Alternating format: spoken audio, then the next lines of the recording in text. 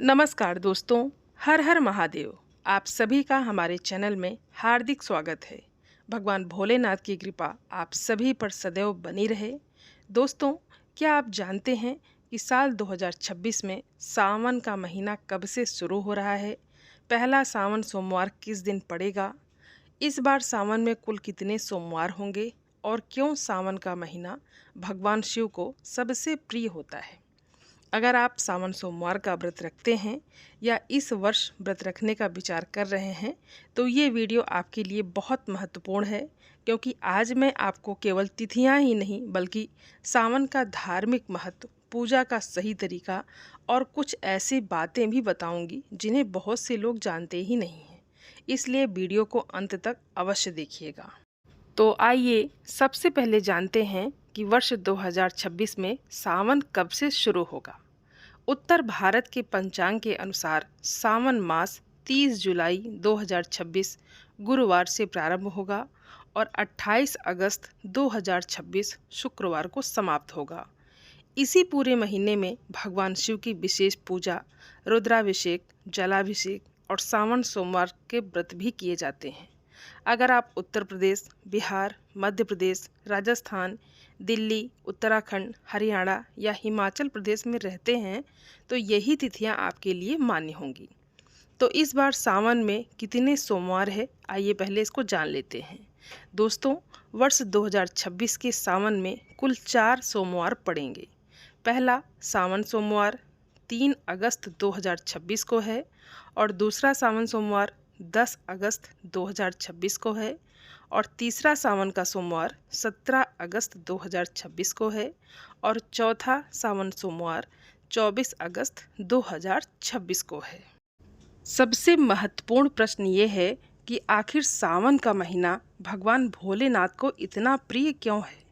इसका उत्तर हमें शिव पुराण और समुद्र मंथन की कथा में मिलता है। धार्मिक मान्यता के अनुसार जब देवताओं और असुरों ने समुद्र मंथन किया तब सबसे पहले अत्यंत भयंकर हलाहल विष निकला।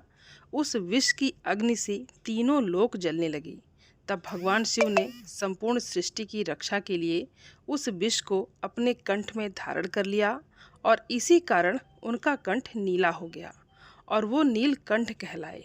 विष की तीव्रता को शांत करने के लिए सभी देवताओं ने भगवान शिव पर निरंतर जल अर्पित किया। तभी से सावन के महीने में शिवलिंग पर जल चढ़ाने की परंपरा चली आ रही है और आज भी करोड़ों शिव भक्त गंगा जल और पवित्र जल से भगवान शिव का अभिषेक करते हैं। अब आइए ये जानते हैं कि क्या सच में सावन सोमवार का व्रत करने से मनोकामनाएं पूरी होती हैं?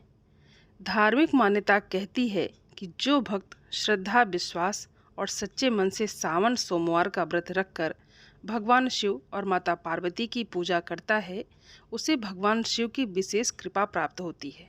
और कहा जाता है कि अविवाहित लोगों को योग्य जीवन साथी मिलने का आशीर्वाद मिलता है, दाम्पत्य जीवन में प्रेम और सुख बढ़ता है, परिवार में शांति और समृद्धि आती है और जीवन की अनेक बाधाएं भी दूर होती हैं।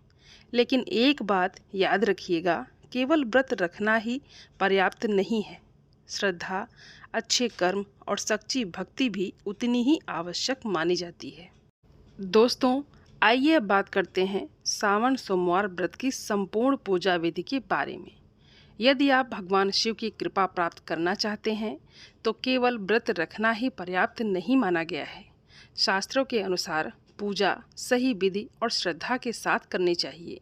सबसे पहले ब्रह्म मुहूर्त या सूर्योदय से पहले उठें, स्नान करके स्वच्छ वस्त्र धारण करें। यदि संभव हो तो सफ़ेद या हल्के रंग के वस्त्र पहनें, क्योंकि इन्हें पवित्रता का प्रतीक माना जाता है। इसके बाद घर के मंदिर या किसी शिव मंदिर में जाकर भगवान गणेश जी का स्मरण करें।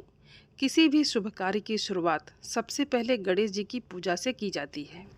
अब भगवान शिव का ध्यान करते हुए शिवलिंग पर गंगा जल और शुद्ध जल अर्पित करें। इसके बाद दूध, दही, शहद, घी और शक्कर से पंचामृत अभिषेक करें। फिर दोबारा स्वच्छ जल से भगवान का अभिषेक करें।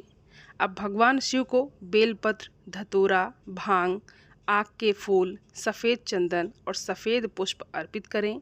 लेकिन यहाँ एक बात का विशेष ध्यान रखें कि भगवान शिव को चढ़ाया जाने वाला बेलपत्र 3 पत्तियों वाला, साफ और बिना टूटा हुआ होना चाहिए। टूटा हुआ बेलपत्र अर्पित नहीं करना चाहिए। अब धूप और दीप जलाकर भगवान शिव की आरती करें और श्रद्धा से ओम नमः शिवाय मंत्र का जाप करें।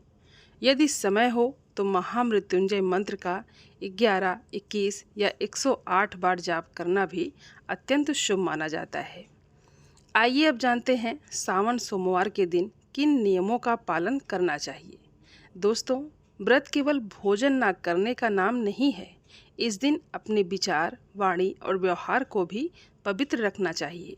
क्रोध, झूठ, चुगली और किसी का अपमान करने से बचना चाहिए और यदि संभव हो तो पूरे दिन सात्विक भोजन करें या फलाहार करें।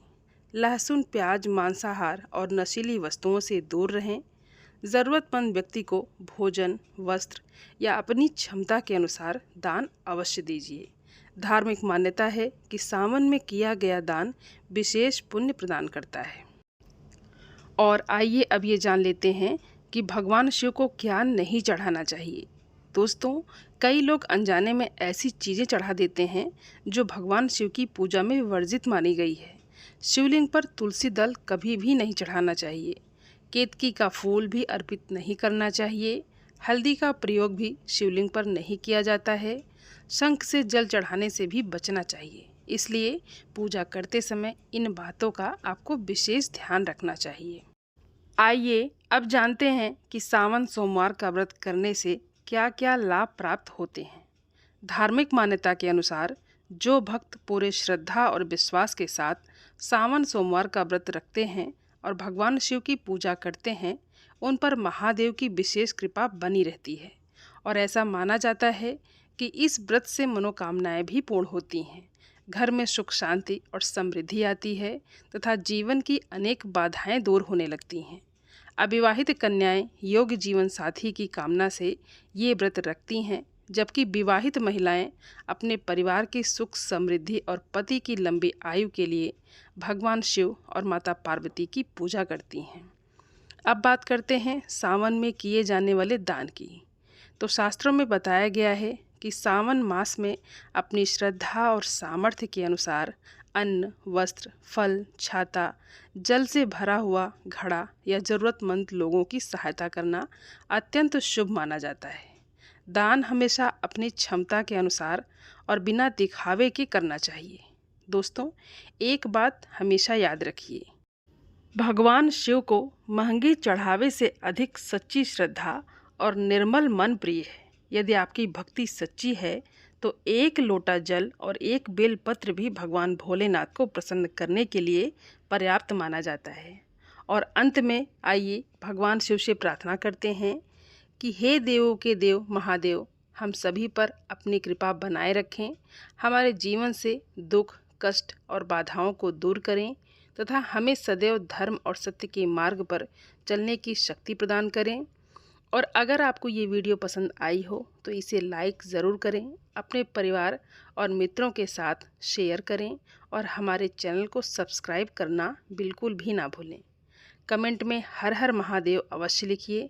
मिलते हैं अगली धार्मिक और ज्ञानवर्धक वीडियो में।